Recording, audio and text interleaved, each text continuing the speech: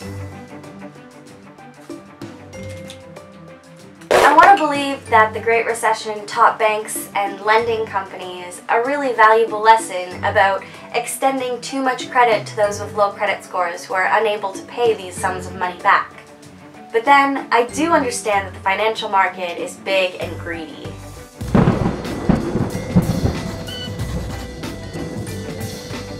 Hello there, armchair therapists and hate watchers and people who have just come back because they want to see what I have to say.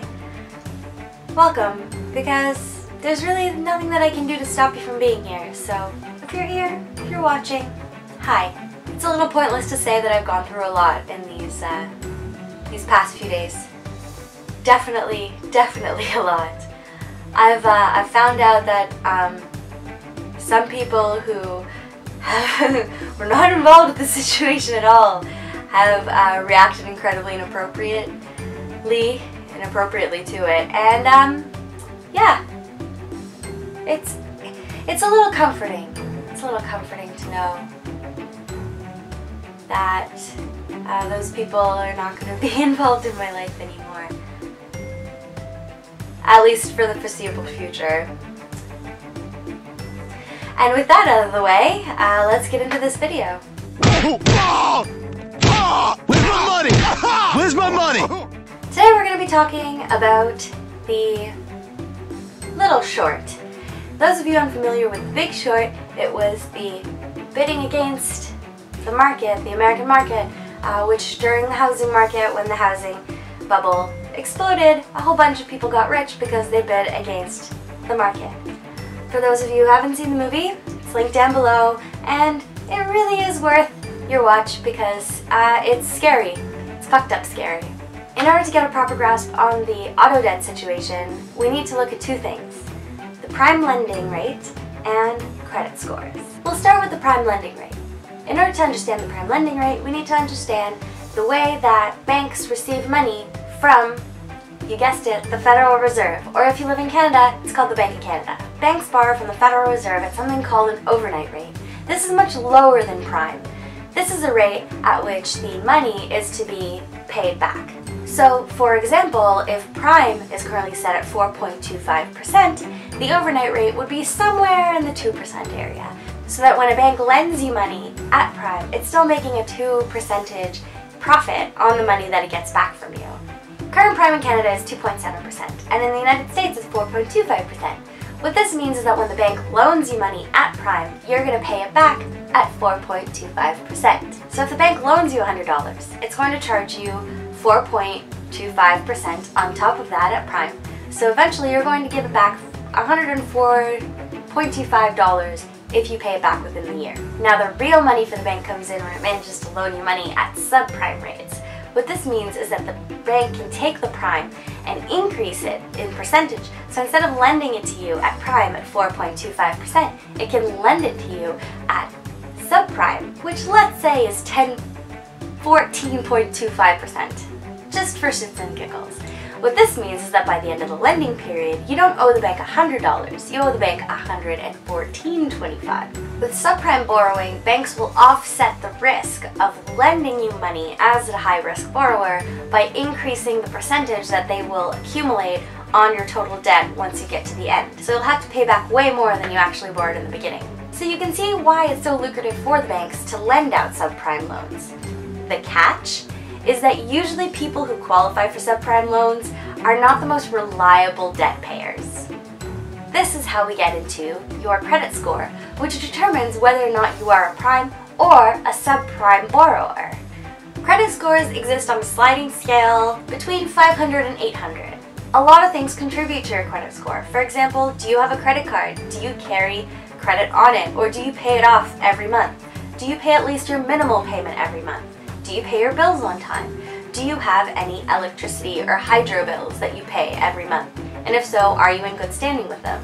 And lastly, if you look at your bank account, do you have the capital in your bank account in order to apply for the different credit that you have outstanding. So when people refer to building credit, what they really mean is making your credit score look good. Any young people watching right now, if you're between the ages of 16 and 18, I do recommend going to your parents and asking them if you can have them apply for a credit card on your account, just so that you can make a purchase on it once a month, a very small one, and then go and pay it off. That way the bank can see that you are a reliable credit owner. And that way, when you go to them at a later stage, you might not need co-signers because you have demonstrated to them that you're able to pay back your credit.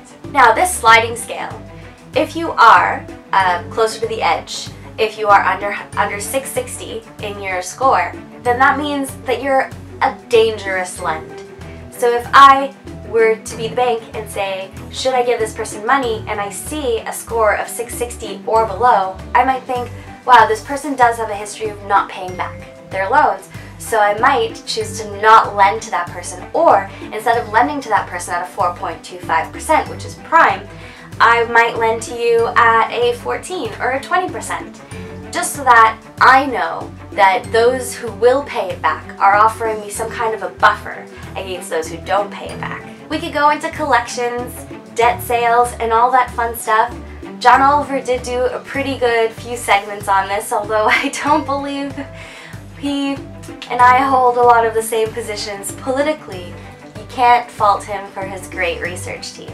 Auto loans account for about 10% of the total loan market. That's about $1 trillion.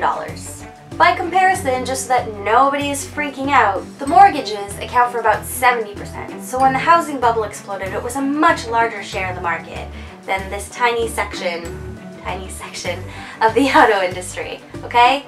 Breathe. It's a little more comforting when I mention that credit card debt makes up 5% and student loans make up 10%. So really, just keep it all in perspective. What's got me worried about this whole topic is that since the Great Recession, the outstanding auto loans have almost doubled.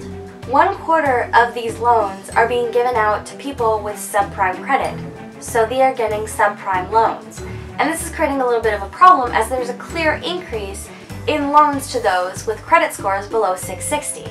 Fraudulent applications in the auto loan industry doubled this year to $6 billion from $3 billion the year previous. And while compared with a $1 trillion auto loan industry, this might seem like small fish, it doesn't seem so much to me when you consider just the price tag of $6 billion. This fraud can occur in two ways. One is if a dealer is really looking to make a sale, they can kind of fudge the numbers and make the person who's looking to apply for the auto loan look as if they're making a little bit more money. Or two, it can occur if the person applying for the loan kind of fudges their income slip so it looks like they're making more money than they actually do, which means that they apply for a bigger loan, which means that they qualify for a bigger loan, and then they can drive off the lot with a car that's a lot more expensive and out of their budget. Then, when it comes time to pay the bill and they don't have the money to pay it because they don't have the income that was stated on the auto application, things get a little sticky. I want to believe that the Great Recession taught banks and lending companies a really valuable lesson about extending too much credit to those with low credit scores who are unable to pay these sums of money back. I also want to believe that somebody making $25,000 a year isn't looking to buy a new car. But then, I do understand that the financial market is big and greedy. Experienced Senior Director of Financial Solutions, Melinda Zabrinsky, does say that she has belief that the industry will learn to police itself in the wake of the global recession. However, the only way for us to really know that is to check out the trends over the next 5 to 10 years, because right now it's not looking so hot. The 2008 crash happened mostly because credit agencies that were tasked with the important role of grading loans based on how risky they are were giving AAA grades to loans that were very risky and given to subprime lenders. If this topic interests you at all, The Big Short, which came out in 2015, is linked down below, is a great place to start. Finally, I just want to say, if you've stuck around this far, my DMs on Twitter are open. If you have any questions for me or want to follow up, just want to tell me about the shitty day that you had because you can't complain to anybody else, I'm right here. So, type away. And remember, nobody in this world is more equal or more important than anybody else, okay?